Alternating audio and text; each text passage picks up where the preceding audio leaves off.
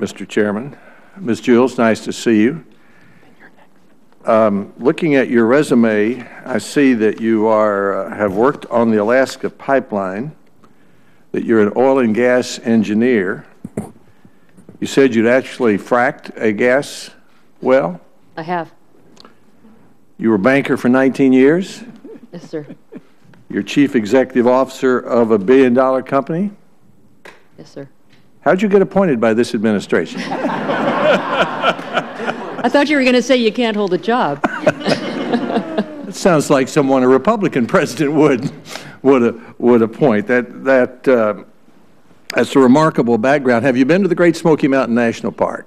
Yes, sir, I have. I've enjoyed synchronized fireflies, hikes in the woods, and actually talking with rangers about the challenges happening to your hemlocks in the Great Smoky Mountains. Have you noticed the amount of economic activity around the park?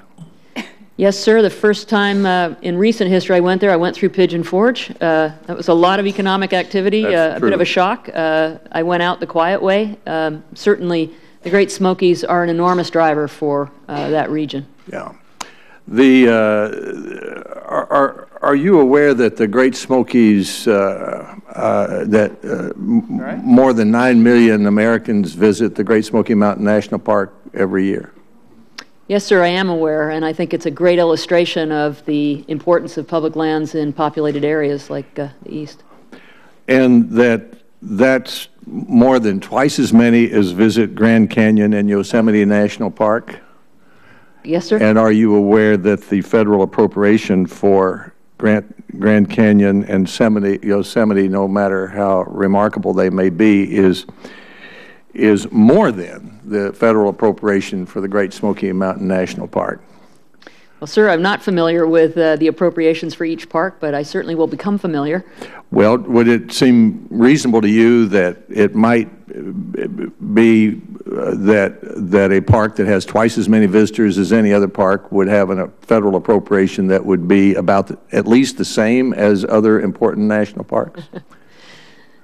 Senator, I appreciate the value of the Great Smokies, and I appreciate that we need to support our parks in a way that is sustainable given the resources.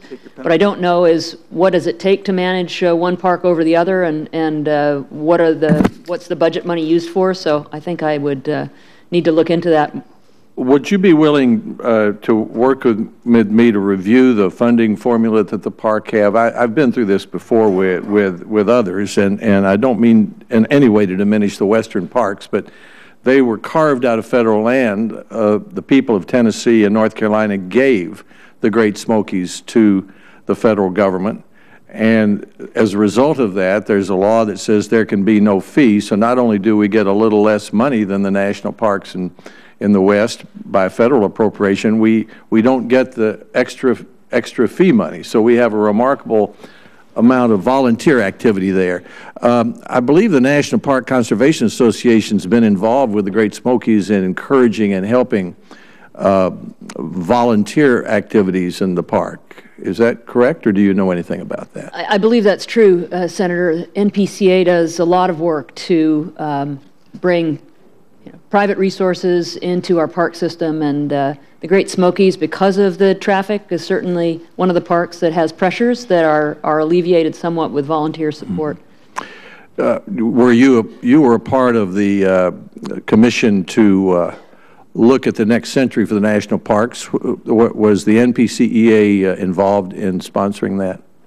NPCA was a convener, along with other organizations like the National Geographic Society, as a group of a number of people, both sides of the political aisle, including Senator Portman, who I think has stepped out for a minute. But yeah, we worked together shaping the future of the national parks in their next century. You are a member of the board of the University of Washington, correct? Yes, sir. Are you familiar with the record of their football team?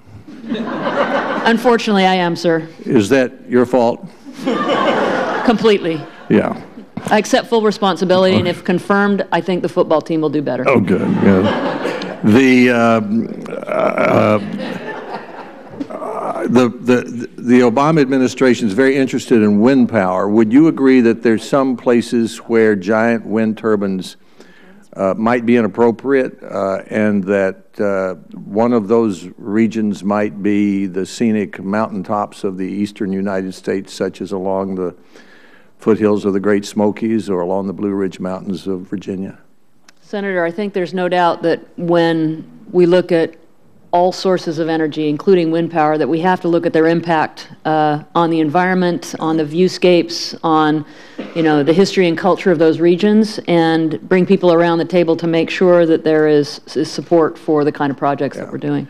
Well, my time is up, but I believe in saving mountaintops, and I'm not in favor of blowing the top of them off and dumping it in streams, nor am I in favor of putting giant wind turbines on top of them that you can see for 20 miles and destroying the view. So I'd hope you'd keep that in mind as you develop policies to encourage the appropriate placing of those energy facilities.